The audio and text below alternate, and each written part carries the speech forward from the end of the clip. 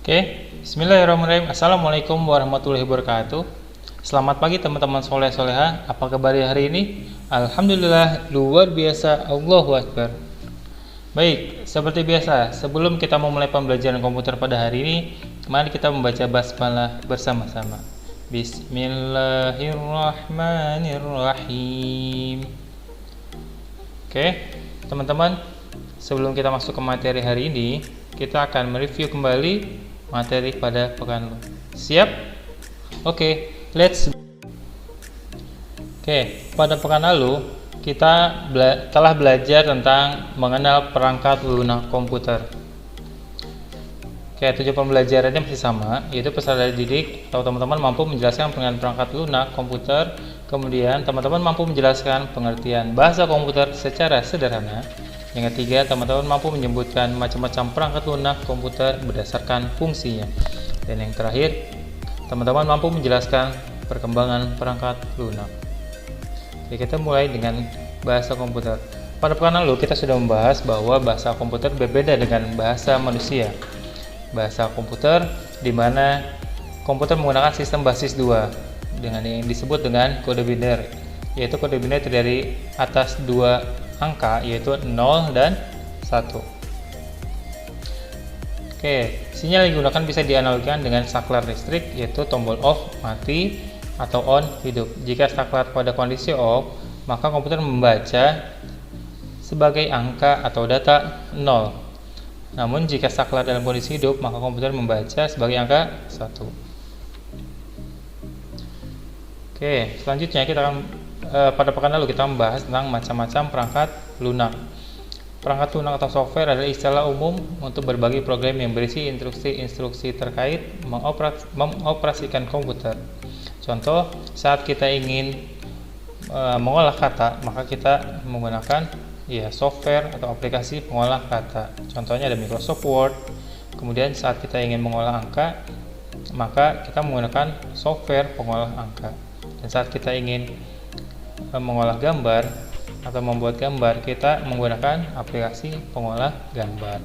Dan jika kita ingin mendengarkan musik atau menonton video, kita menggunakan program multimedia. Ini ada beberapa macam-macam perangkat lunak, jenis program dan contoh nama programnya. Mulai dari pengolah kata, pengolah angka, gambar, dan multimedia. Untuk pengolah kata ada Microsoft Word, Key Office, OpenOffice. Untuk pengolah angka ada Microsoft Excel, Lotus. Kemudian untuk pengolah gambar ada Paint, CorelDRAW, ada Photoshop, Adobe Illustrator, dan lain sebagainya. Kemudian untuk program multimedia kita bisa menggunakan Winamp, VLC, Windows Media Player, dan sebagainya. Ini ada beberapa logo gambar. Ini dari Office, kemudian ada Key Office, ini ada Paint, CorelDRAW, Photoshop, ada Winamp, ini ada Windows Media Player, dan ini VLC. Sekarang kita akan bahas tentang perkembangan perangkat lunak. Jadi, perangkat lunak atau software ini sudah terjadi sejak pertama kali perangkat lunak diciptakan, yaitu pada tahun 1940-an hingga sekarang, dan begitu sangat cepat perkembangannya. Dahulu saat ingin mengolah atau ingin menggunakan software pengolahan kata, belum adanya Microsoft Office. Jadi dulu pertama kali itu ada Key Office. Nah, kemudian berkembang, sekarang sudah ada aplikasi atau software Microsoft Office. Mulai dari Microsoft Word, Excel, PowerPoint, Outlook, kemudian data, dan sebagainya. Kita akan bahas dari perangkat lunak terbaru atau software terbaru. Nah, aplikasi perangkat lunak atau software perkantoran yang tersedia dan paling populer di pasaran adalah aplikasi Office atau perkantoran, yaitu buatan Microsoft yang terpasang di jutaan komputer di dunia. Makanya kita sebut dengan Microsoft Office. Untuk pengolahan kata ada Word Processor atau Microsoft Word. Untuk pengolahan angka ada Spreadsheet atau Microsoft Excel. Untuk presentasi ada Microsoft PowerPoint. Ini ada beberapa aplikasi dari perangkat Microsoft Office. Kemudian selain dari ada perangkat lunak Microsoft Office ini atau software Microsoft Office, ada juga perangkat lunak yang open source. Atau perangkat lunak open source ini adalah jenis perangkat lunak yang digunakan dan disediakan secara gratis atau free. Ada banyak sekali perangkat lunak gratis ini yang bisa kita gunakan. Sedangkan yang selama ini kita gunakan dari Microsoft Office itu adalah software yang berbayar. Mulai dari Word, Excel, PowerPoint, kemudian ada Outlook, ada Visio, dan lain sebagainya. Itu adalah software-software yang berbayar. Nah, sedangkan ada beberapa software atau aplikasi atau perangkat lunak yang open source atau disediakan secara gratis. Kita akan bahas apa aja sih softwarenya. Pertama, mulai dari Linux. Nah, Linux ini adalah salah satu sistem operasi. Nah, teman-teman bisa mengganti Microsoft Windows atau Windows yang kita gunakan selama ini menggunakan sistem operasi Linux. Nah, ini logonya seperti ini, Penguin. Sistem operasi yang pertama kali dikembangkan oleh Linus Torvalds ini telah menjadi alternatif terbaik untuk menggantikan Windows. Banyak jenis Linux yang dikembangkan dengan tampilan yang sangat bagus. Misalnya ada Ubuntu, ini gambar Ubuntu. Kemudian ada Mandrake, ini Mandrake gambarnya. Kemudian ada Fedora, yang ini. Nah, ini ada beberapa lagi tampilan-tampilan dari Linux. Nah, ini adalah distribusi Linux yang cukup mudah digunakan oleh orang awam sekalipun. Jadi ini adalah sistem operasi yang free, gratis. Nah, ini atau disebut dengan open source. Kemudian selain Linux, ada juga Open Office. Salah satu aplikasi perkantoran yang paling tepat untuk menggantikan Microsoft Office adalah Open Office. Ini salah satu aplikasi. Kalau tadi adalah sistem operasi, kalau ini adalah aplikasi atau software. Nah, sama seperti Microsoft Office. Nah, ini ada untuk pengolahan kata, ada Writer. Kalau di Microsoft Office ada namanya Microsoft Word. Kemudian ada, kalau di Office adanya Spreadsheet atau Excel, di Open Office ada Calc. Kalau di Microsoft Office ada PowerPoint, di Open Office ada Impress. Kemudian ada Draw, Math, dan Base. Nah, perangkat lunak ini dikembangkan secara khusus oleh sebuah perusahaan besar yaitu Sun Microsystems.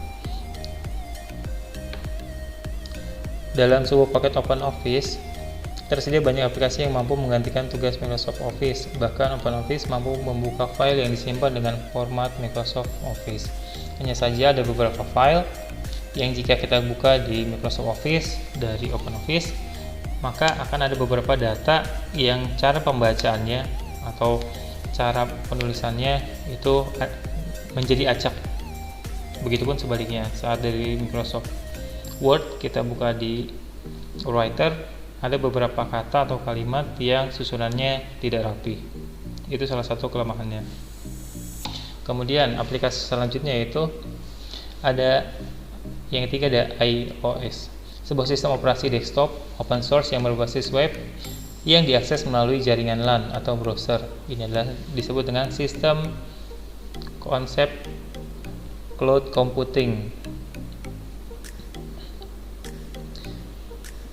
yang bertujuan untuk memungkinkan kolaborasi dan komunikasi di antara pengguna, atau bisa juga sebagai perlindungan pribadi kita ketika kita terjebak menggunakan komputer orang lain. Jadi basis dari iOS ini adalah cloud computing atau berbasis web, jadi jaringannya online menggunakan atau browser. Ini yang ketiga. Kemudian yang keempat ada Mozilla Thunderbird. Nah, Mozilla Thunderbird ini sama seperti Gmail, kemudian Yahoo.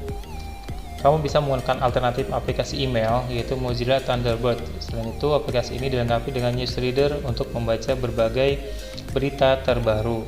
Nah, sama seperti Yahoo, Yahoo pun ada newsreadernya. Jadi di dalam Yahoo kita bisa membaca berita-berita terupdate dan teraktual, berita apapun, dari manapun, dan kapanpun.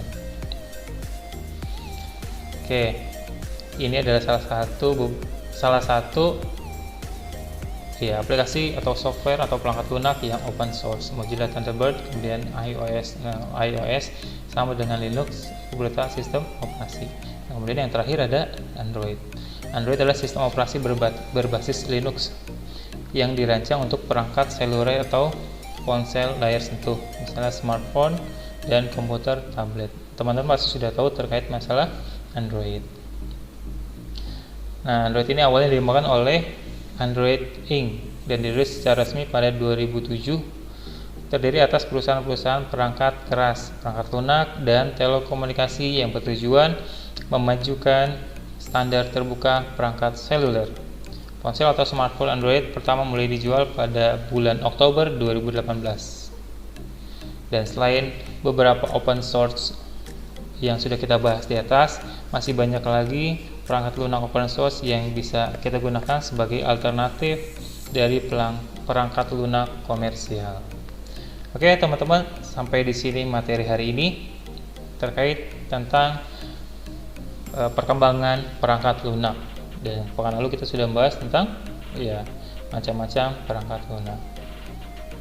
Oke teman-teman, kalau ada yang ingin ditanyakan, teman-teman bisa bertanya di Google Classroom atau di kolom video ini.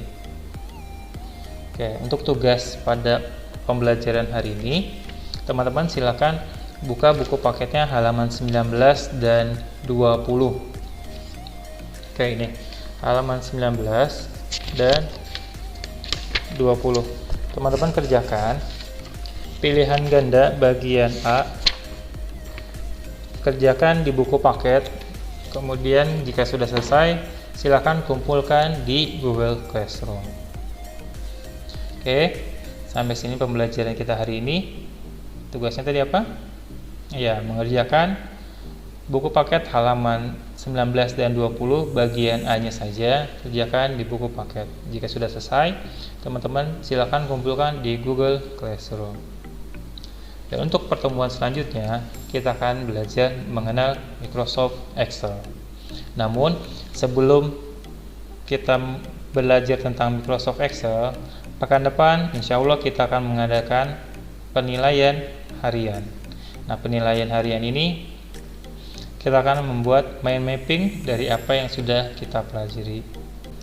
Baik, sampai sini pertemuan pada hari ini. Sampai bertemu di pekan selanjutnya. Kita tutup dengan baca hamdalah dan doa kafaratul majlis. Alhamdulillahi rabbil alamin. Subhanakallahumma wa bihamdik, asyhadu an la ilaha illa anta, astaghfiruka wa atubu ilaik. Oke, terima kasih. Wassalamualaikum warahmatullahi wabarakatuh. Sampai bertemu di pertemuan selanjutnya. See you.